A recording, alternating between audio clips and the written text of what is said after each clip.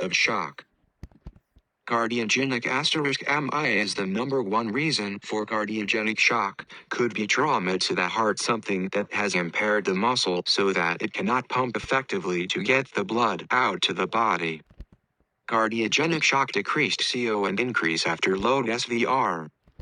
Obstructive. Hypovolemic. Distributive vasogenic, it just means that there's a lot of vasodilation. Septic *, there's a lot of vasodilation from the infection. Septic shock decreased CO and after load SVR.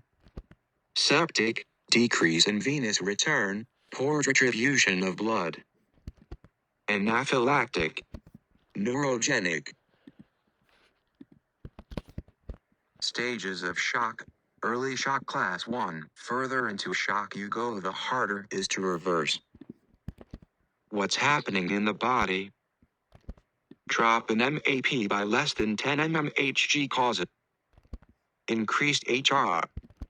Something that you don't even really recognize, but because of the blood pressure starting to drop, the heart rate is starting to increase. So when you see those two things coupled together, that should be an alert for you. My blood pressure is coming down and my heart rate's coming up. What could be the problem?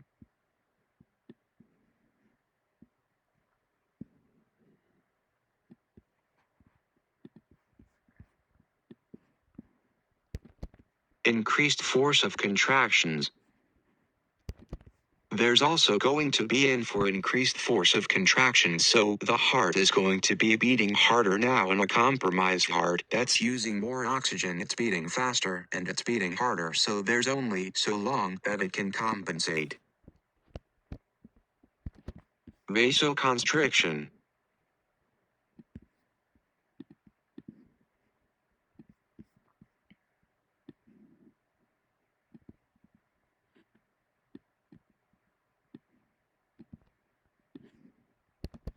Compensatory mechanism, and that's gonna be different than septic shock, where early on you're gonna have vasodilation.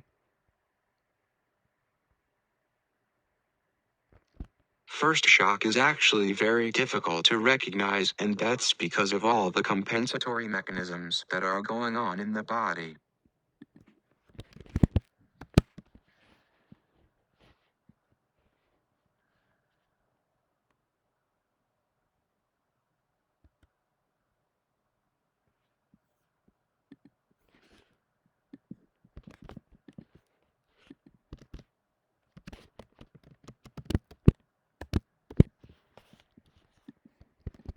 Physical assessment findings.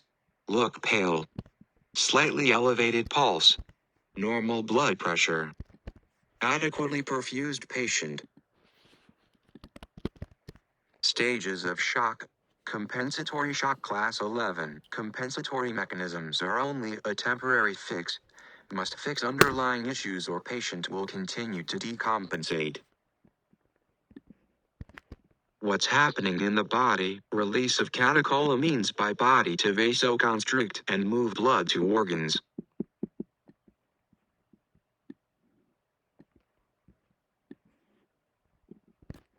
Icodrenalin in the body, so like EP is a catecholamine or norepinephrine is a catecholamine, so it's things that are gonna kind of act like vasopressors, and this is going to be to vasoconstriction and to move blood to the organs because the body has recognized it can't keep up with the whole body, but it wants to keep the blood around the organs, and the body is going to start holding on to fluid. So what do you think? You're going to see a decrease in urine output.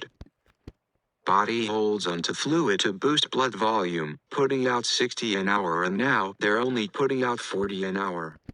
Physical assessment findings. Slightly elevated pulse. Borderline to normal blood pressure, but getting closer to the low side. Adequately perfused patient, but not for long. Stages of shock.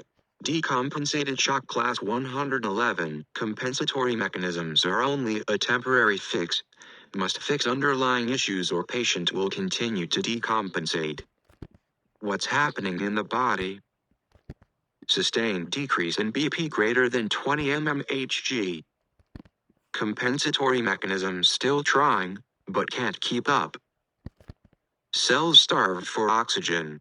Anaerobic metabolism produces lactic acid buildup. Anything above 2 is a sign that you have that anaerobic metabolism happening. There's not really an upper limit of normal. It's just anything over 2. You have to start trending down.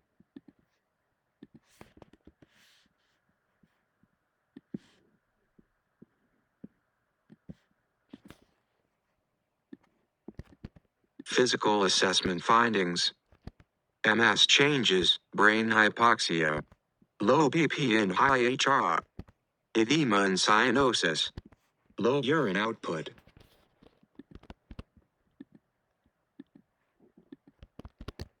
Stages of shock.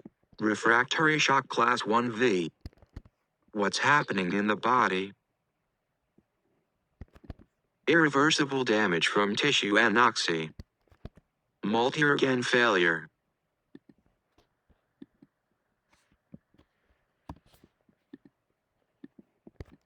Physical assessment findings. Oliguria to anuria. Rapid shallow breathing, intubated. Even if they're intubated sometimes, you'll see them gasping for air through the tube. Death. Death is pretty imminent coming, so this is why it's so important to catch these signs early so that we can reverse them. Now, what are some things that you want to do for a patient if this is what you're seeing? So if the blood pressure is starting to go down, what is it that we can give to get it back up? Where would we start with? Yeah, probably some fluids. Yeah, we're going to need some oxygen, and then if fluid isn't enough, cause we don't want to fluid overload them, especially in a heart that's not working super well. What are some medications we can give? Vasoconstrictors, right, or vasopressors? So here, we're looking at our dopamine, our dobutylamine, we're looking at livifit phenylephrine.